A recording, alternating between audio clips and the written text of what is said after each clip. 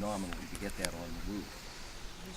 Immediately, we will, upon completion and tax filings, we will get a 30% federal tax credit. So 30% comes off the top of that. We will also in New Hampshire get the Public Utilities Commission rebating RGGI money. That will be a subsidy for the system. That will come in form of a check to the homeowner. And that will be 75 cents a watt up to 5,000 watts installed on the roof for a maximum of I'm sorry? 3750 is capped. Right. So that's a capped figure that comes, and the fact that we put up a larger system than 5K doesn't count for anything because it's a cap.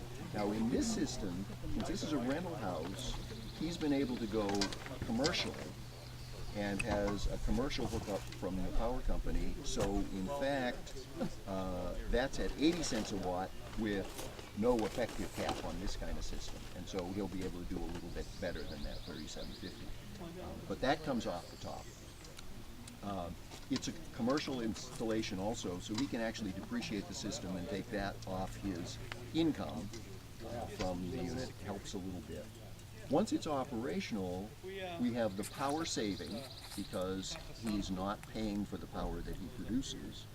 And we have solar RECs, the renewable energy credits, which can be sold on the open market, which in New Hampshire are worth only about 50 bucks a REC. A REC is a megawatt produced, a megawatt hour produced.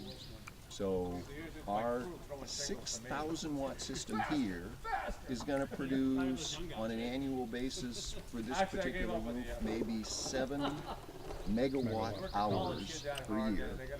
So he'll be able to sell those 7 megawatt hours or those 7 RECs on the market and get another $250 or so. That will go on that'll go on indefinitely. As long as the panels are producing, right, and as long as the state structure is still the same as it is. And who measures the output of the cell? We have a solar meter that's going to measure output, and all he has to do is document that on a monthly basis, probably to an intermediary that he would use for his system. If you're a big enough system, you can do that independently and go yourself to the market. Online or writing out paperwork? This is all going to be monitored, and you would imagine this could be conveyed through an Right, although depending on who he uses for an aggregator with the RECs, he may be doing that manually. Don't they have to come out and read it every so often to make Depends sure? on the aggregator. Some aggregators will insist on coming and looking. Some aggregators will take a picture and take the word for it. So it depends. But when it rains, Will it be affected by how much is used by the house? Only in terms of solar RECs, no. He gets paid for what he produces from that roof in solar energy credits. But the big money is in what he saves in electricity, and that does depend on what he uses. So here's what happens. We're producing, anytime there's sunlight on those panels, we're producing electricity. It's going to come down, it's going to tap into his meter, and behind the meter, it's going to feed into the house. So he's either going to be using in the house all of that he produces, or he's going to be producing more than the house is using.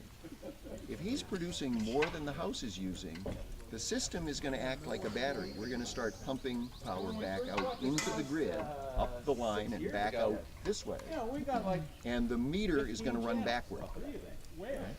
So that meter is sometimes going to run forward. At night, That's the other meter, though.